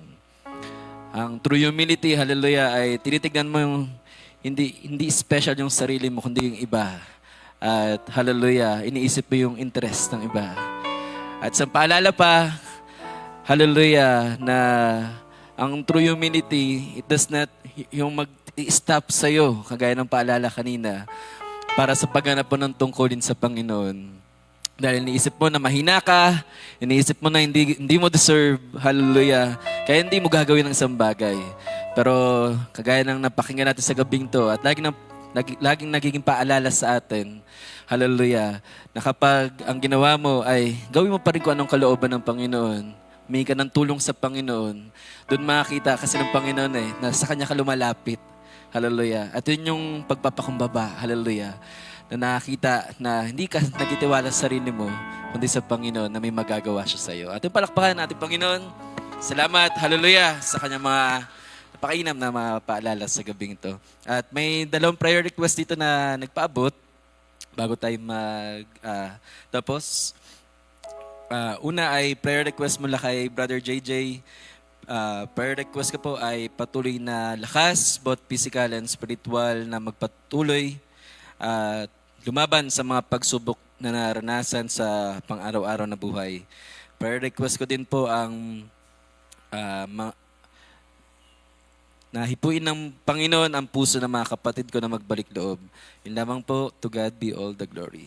So, sama natin sa panalangin ang prayer request ni Brother JJ, both physical and spiritual na kalakasan ay gawad ng Diyos sa ating kapatid. Ganun din ang mga kapatid niya, mga dalawang sisters na kapatid niya na nawa, hipuin ng Diyos at muli natin sila makasama sa gawain Ganun din ang last prayer request mula kay Brother Matthew Salientes. So, ito ay patungkol sa trabaho. So, makasama po sa prayer ang in-applyan ko pong work online. Sa Tuesday po ay nakaschedule ako for interview.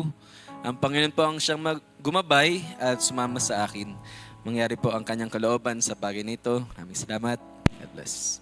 So, prayer request para sa ating kapatid, Brother Matt, na may interview by next week, Tuesday. So, huwag natin siya kalimutan na sama sa panalangin. Hallelujah. Kung ito ay kalooban ng Diyos, ito'y papangyarihin niya. Ito na yung magiging sagot sa matagal niyang kahilingan. Amen? Kaya sino ang kasama ko na ipapanalangin nating kapatid? At sa mga unspoken prayers, at kung may naalaman tayo na kailangang ipanalangin, huwag natin silang kalimutan ng panalangin sa gabi ito. Inanya akong bawat isa na tumayo at tayo magtatapos. Hallelujah sa gabing ito. Awitin natin na awit na sabing, puso ko yung sinisiyasat. At tayo ay magpasalamat sa Panginoon sapagkat tunay, kagaya ng mensahe kanina, nalaman ng Diyos ang ating pagupo at pagtayo. Ang ating mga paghiga, ang ating mga lakad, lahat ay alam ng Diyos. Walang lingid sa Kanya. Pero salamat. Sino ang kasama ko magpasalamat sa Panginoon? Dahil sa kabila ng ating mga kahinaan, sa kabila ng ating mga kakulangan, ang Diyos ay umiibig pa rin sa atin. Siya ang Diyos na nagpapatawad sa maraming mga kasalanan. At ang sabi nga, 70 times 7 kung magpapatawad. Actually, hindi lang 7 times 7 tayo pinapatawad ng Diyos. Hindi napakaraming pagkakataon. Hallelujah. Purihan ang ating Diyos. Awitin natin. At sa pangalawang chorus tayo manalangin.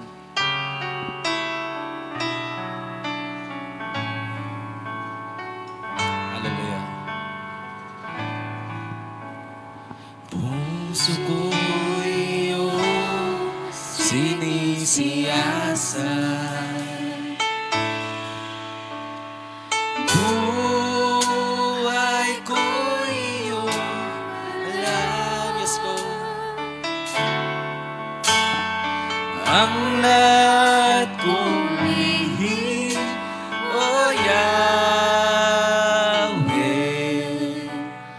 ay tiyak mo ngang nalaman ang lahat ng aking ginagawa. Yes, Lord. Hindi ito lingid sa'yo, Diyos. O God, nalaman mo ang lahat sa aming mga buhay, sa aming mga pag-iisip, sa aming mga puso, sa aming mga lakad. Hallelujah.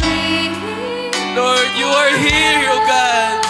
Nagpapaalala, nagtutuwid, nagsasaayos. Hallelujah, hallelujah. Oh, glory, hallelujah.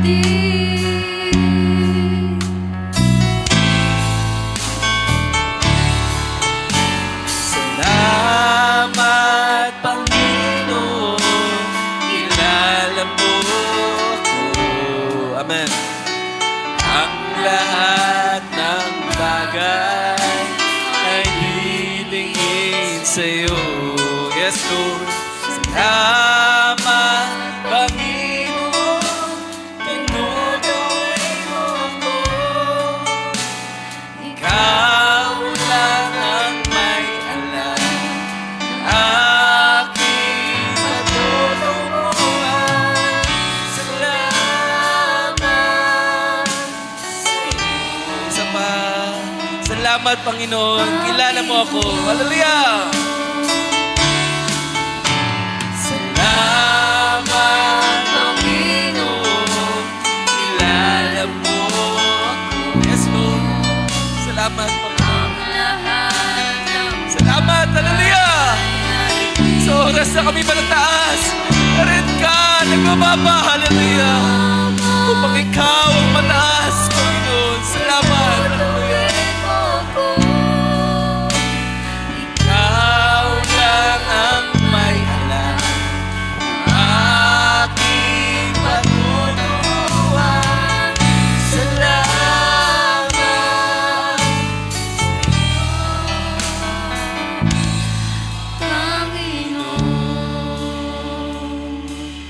Hallelujah. Oh, tunay, hallelujah. Napakabuti mo, Diyos. Glory, hallelujah. Tunay napakalawak ng iyong biyaya, O Diyos. Sapagkat kung paano nalalaman mo ang aming pag-upot pagtayo, kung paano nalalaman mo ang aming mga lakad, ang aming mga iniisip, O Diyos. Ngunit Lord, hindi ito nakaalpas, Panginoon. Hindi ito naging dahilan upang hindi mo iparanas sa amin ang iyong pag-ibig, O Diyos. Hindi naging hadlang ang aming mga kahinaan. Hindi naging hadlang ang aming mga karupukan, ang aming mga pangit na pag-uugali. Lord, yamang nalalaman mong lahat, O Diyos. Pero Lord, hindi ito na naging hadlang sa iyong paggawa sa aming mga buhay. Bagkus ito pa nga, O Diyos, ang naging way upang patuloy kang magpakilala sa amin. Na sa aming mga kahinaan, may Diyos na malakas. May Diyos na kaya magpalakas. May Diyos na kaya magbago ng aming mga buhay. May Diyos na aming malalapitan sa oras na kami mga nagkamali ng hina, O Diyos. Salamat, Panginoon, sapagat lagi kang nariyan sa amin mula noon hanggang ngayon, O Diyos. Lagi mong itinatama ang aming mga lakad. Lagi mong itinutuwid ang aming mga landas. Hallelujah. O tunay, ayaw mo kaming mapahamak, Panginoon. Nariyan ang iyong mga counsel. Nariyan ang iyong mga advice. Nariyan ang iyong mga paalala, O Diyos. Sa kabila lang aming mga katigasan kung minsan. Sa kabila ng aming mga pagkukulang, mga pagkalimot. Oh Lord, you are here, O God. Lagi kang nariyan. Hallelujah. Gumagawa sa aming mga buhay. Nagtuturo, nagtutuwid at nagsasaayos. Hallelujah.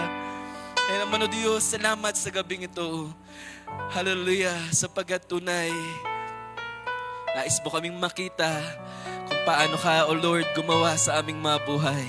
Kung paano mo ibinabal yung sarili para lamang abutin kaming mababa. O Lord, help us na abutin din naman ng iba. Hallelujah. Ng mga nangangailangan, nangihina, O Diyos. May mga kahinaan, may mga kulangan. Lord, tulungan mo kami na i-reach sila. At kung kinakailangan, ibaba namin ang aming mga sarili. O Lord, help us, O God. Tulungan mo kami tanggihan ang aming mga sarili, O Diyos. And let you, O God, ang siyang mataas sa aming mga buhay. Ikaw ang maluwalhati. Ikaw ang may taas, hindi ang aming mga sarili, O Diyos. Upang sa bawat araw, sa aming mga paglilingkod, sa aming mga pagpili, O Diyos. O Lord, tunay makakuha ka ng totoong papuri at pagsamba. O Lord, this is our prayer. This is our desires, O God. Na patuloy kang maluwalhati sa aming mga buhay. Whether in words or in deeds, O Lord, help us na patuloy kang mabigyan ng karangalan sa aming mga buhay. At kung kinakailangan ibaba ang aming mga puso, ibaba ang aming mga pag-iisip, Lord, help us. Ikaw ang may kakayahan na imolde ang aming mga puso, O Diyos. Ikaw may kakayahan na palambutin mo ang pusong matigas. Hallelujah. Kaya naman, Lord, imolde mo pa ang aming mga puso. At anong mamakatigasan na iyong palambutin, anong mamakataasan na iyong ibaba, O Diyos, at bayaang ikaw ang siyang makita lamang. Ikaw ang siyang gumawa lamang. Ikaw, hallelujah, ang siyang maitaas lamang sa aming mga buhay. Lord, salamat sa mga paalala sa gabing ito. May it be used, Lord, for your glory sa ikakaluwalhati, ikakatibay pa ng iyong iglesia, O God. At baya magamit to, Diyos, sa pagkakaisa pa ng iyong katawan, O God. Lord, sa'yo namin tinataas sapagkat yamang nalaman namin na ikaw ang Diyos na may magagawa. Hallelujah. Bless mo aming mahal na speaker, Brother Tim. Patuloy mo pa siyang bigyan pa ng makalangit na karunungan pa. Mga bagay pa na ayon sa pangailangan ng iyong iglesia, O Diyos. Lord, dalangin namin, patuloy mo pa siyang itayong matibay, palakasin, bigyan ng makalangit na karunungan upang patuloy siyang magamit sa iyong iglesia, sa iyong munting kawan, O Diyos. Kasama aming mga mahal na manggagawa, Lord. Patuloy mo silang itayo. Patuloy mo silang bigyan ng karunungan. Hallelujah. To serve, hallelujah, and to oversee your church, O God. Ang bawat isa, kaming lahat, O Lord, tulungan mo kami, hallelujah, na magtulungan, mag-ibigan sa bawat isa, O God. At laging tignan kung ano mga bagay na makakabuti sa aming kapwa, higit, O God, hindi less sa aming mga sarili, O Diyos. Tulungan mo kami, O God, sapagkat kami mahina at nangailangan lagi ng iyong mga paalala, ng iyong mga pagturo at paggabay, O Diyos. Salamat sa iyong mga salita. At may mga prayer request, Lord, sa gabing to. Una sa aming mahal na kapatid, Brother JJ, na nalangin ng kalakasang pisikal at spiritual, Lord, sa hamon ng kanyang buhay, na patuloy niya kanyang tinatakbo, Diyos, sa iyong biyaya. O God, ikaw ang nagbibigay ng kalakasan sa amin, sa aming mga kahinaan, pisikal man o spiritual. So, Lord, dalangin namin sa aming mahal na kapatid kung paano siya, Lord, na nagsusumikap na magpatuloy despite ng maraming mga bagay na mga kabigatan. Lord, bigyan mo siya ng kalakasan pa. Iba yung karunungan, iba yung kalakasan pa, spiritual, pisikal, O Diyos, upang patuloy siya, hallelujah, makapagpatuloy at magamit ng liwanag, O Diyos, sa kanilang tahanan. Yamang nag-desire siya, O Lord, na makasama muli ang kanyang mga kapatid, ng kanyang tatay, hallelujah, o kanyang pamilya, Lord, dalangin ko. O Diyos, ikaw ang gumawa sa panalangin ito, Diyos. Ikaw ang may kakayahang maghipon ng puso, kaya sa namin tinataas ang kanyang dalangin. Na one day, Lord, makasama namin muli sila at bayaang ikaw ang patuloy pang magpakilala sa kanila, O Diyos, upang darating ang araw na sila'y dadako sa dakong ito, O Diyos, na may karunungan mula sa iyo. Hallelujah. Bless mo din ang prayer, O God, ni Brother Matthew, na matagal niya ng kahilingan, O Diyos, na online job, hallelujah, na full-time job para sa aming kapatid. O Lord, kung matagal niya itong dalangin, alam namin, O Diyos, na ikaw pa rin ang Diyos na dumutugon sa aming mga dalangin. At kung paano, Lord, constantly, hallelujah, consistently, hallelujah, siya ay lumalapit sa iyo, hallelujah, at humingi ng iyong gabay, ng iyong kalooban ng mangyari.